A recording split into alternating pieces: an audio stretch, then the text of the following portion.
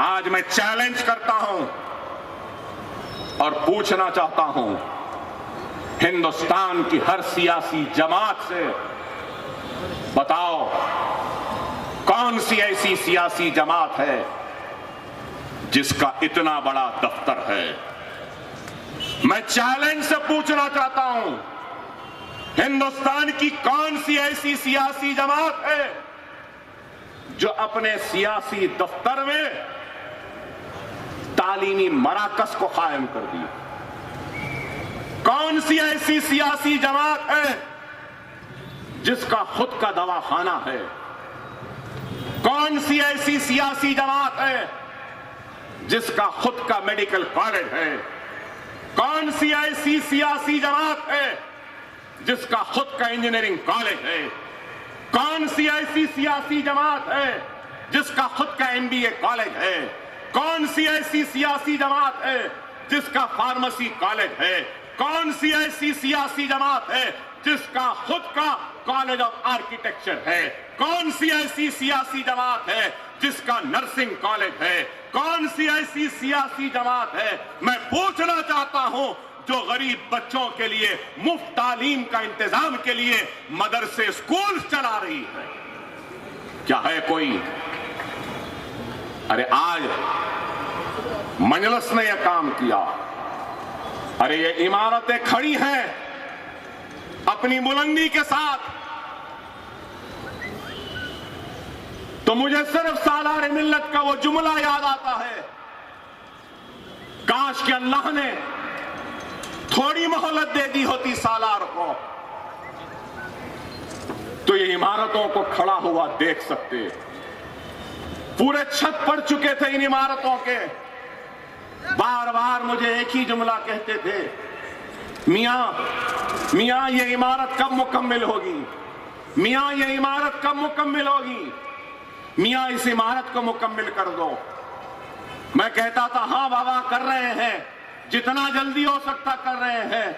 मुझे याद आता है सालार का वो जुमला, अपने इंतकाल से 15 दिन पहले मुझे बोले, मियां जिंदगी की ख्वाहिश है कि आंख बंद होने से पहले ये दारुसलाम की इमारत को मुकम्मल देख लूं। मेरी आंख बंद होने से पहले ये दारुसलाम की मुकम्मल इमारतें दिखा दो मियां।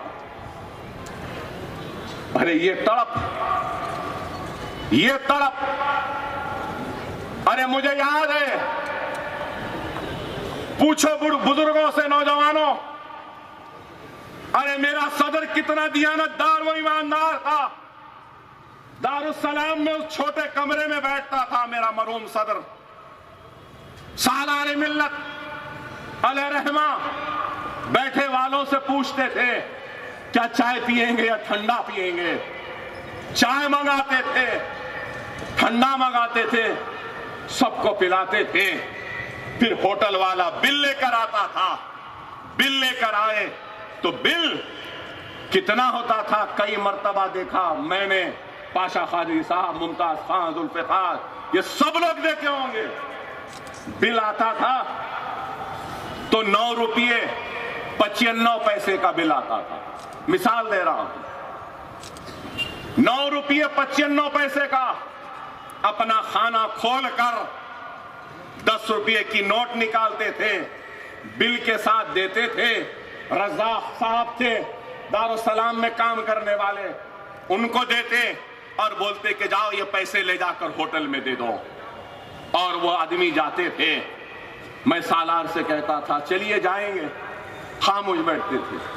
चलिए दे दिए पैसे, चलिए, नहीं, खामोश बैठते थे। 5 मिनट 10 मिनट, बाज वक्त आधा घंटा हो जाता था। वो रज़ाक वापस आए जब तक नहीं उठते थे। 9 रुपये 95 पैसे का बिल हुआ तो बैठते थे। वो 5 पैसे वापस लाता था तो वो 5 पैसे लेकर अपने खाने में रखते थे और वो 5 पैसे रखकर सलाम करते हुए अपनी गाड़ी में बैठकर अपने घर को रवाना होते। मैंने सालार से पूछा, बाबा 5 पैसे हैं, तो कहने लगे, मियां ये अल्लाह की अमानत है। मैं इस अमानत की हिफाजत करने वाला मुहाफिज हूं, चपरासी हूं, नौकर हूं। मैं अल्लाह की अमानत में खयानत नहीं कर सकता, अल्लाह के सामने जवाब देना पड़ेगा। अरे वो एक एक पैसा, 5-5 पैसे जोड़कर हमने अपने इस आशियाने को बनाया है, इस दारुस्सलाम को बनाया है। जिंदगी कट गई उस छोटे से कमरे में, आधी जिंदगी कट गई मोटरसाइकिल पर, बची हुई जिंदगी कटी तो जीप में कहीं चलती थी, कहीं रुक जाती थी, कभी चलती थी तो कभी रुक जाती थी। और आज हम सब इतने खुले हॉल में बैठते हैं, इतने आलीशान दफ्तर में बैठते हैं, और ऐसा दफ्तर कि ऊपर भी है नीचे भी है, बड़े बड़े हॉल हैं। अपनी अजमत को किस बेबाकी के साथ दारुस्सलाम आज बयान कर रहा है। सुनो है मुसलमानों, ये तुम्हारी इज्जत, तुम्हारा इत्तेहाद और तुम्हारे गुरूर की निशानी बनकर खड़ा है।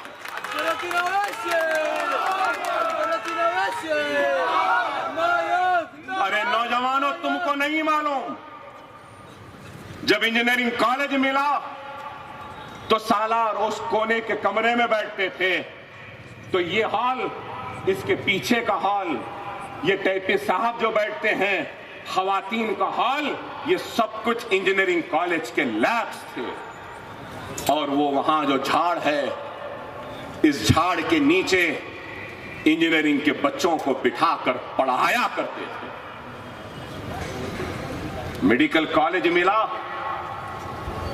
तो वहां पे मुर्गियों के खुड़ाड़े थे दो, उन खुड़ाड़ों में मेडिकल कॉलेज कायम किया।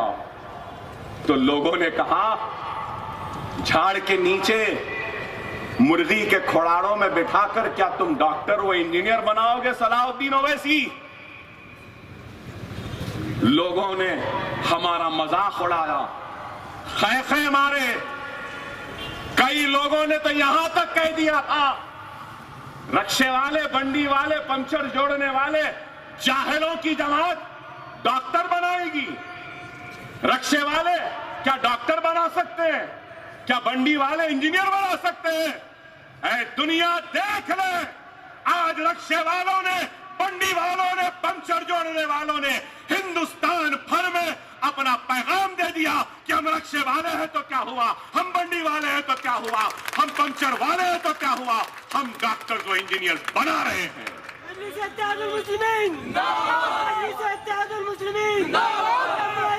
अरे बताओ मेरे भाई, अरे मुझे सालार के वो जुमले याद आते हैं कि इस दवाखाने व कॉलेज की दरो दीवार में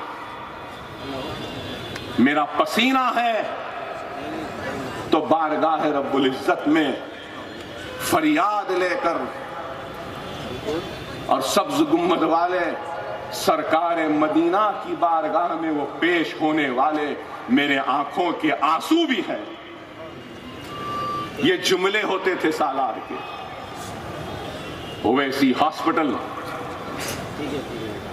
असरा हॉस्पिटल, आज मैं परसों ही बैठकर गिन रहा था, आज तक कभी नहीं गिना। सुनो मजलिस इत्तेहादुल मुस्लिमीन के चाहने वालों, टुट्टा कलम कागज नहीं था हमारे पास। मेडिकल कॉलेज, ओवैसी हॉस्पिटल, असरा हॉस्पिटल, हमारे हेल्थ सेंटर, इन सबको ले लें तो मुकम्मल रगबा कितना है आपको मालूम? कितना है मालूम आपको? 13,47,000 स्क्वायर फीट का रकबा है। 13 लाख मेरे भाई, 13,47,000 स्क्वायर फीट का एरिया है मेडिकल कॉलेज, ओवैसी हॉस्पिटल व असरा हॉस्पिटल। और अगर ये कैंपस ले लें 13 लाख और ये कैंपस को मिला लेते हैं तो आपको मालूम कितना रकबा है?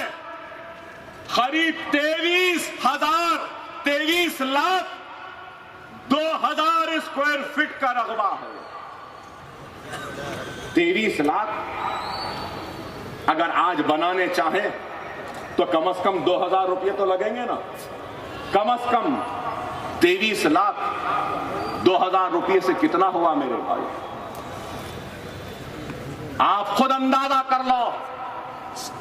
सालार कहते थे, मुझे याद है, बुजुर्गों को याद होगा, सालार कहते थे टुट्टा कलम व कागज नहीं मिला। आज मजलिस के असासे 400 करोड़ से जायद है। अरे मैं आज सालारे मिल्लत के कारनामों को बयान करते हुए कहता हूं कि हमको टूटा कलम वो कागज नहीं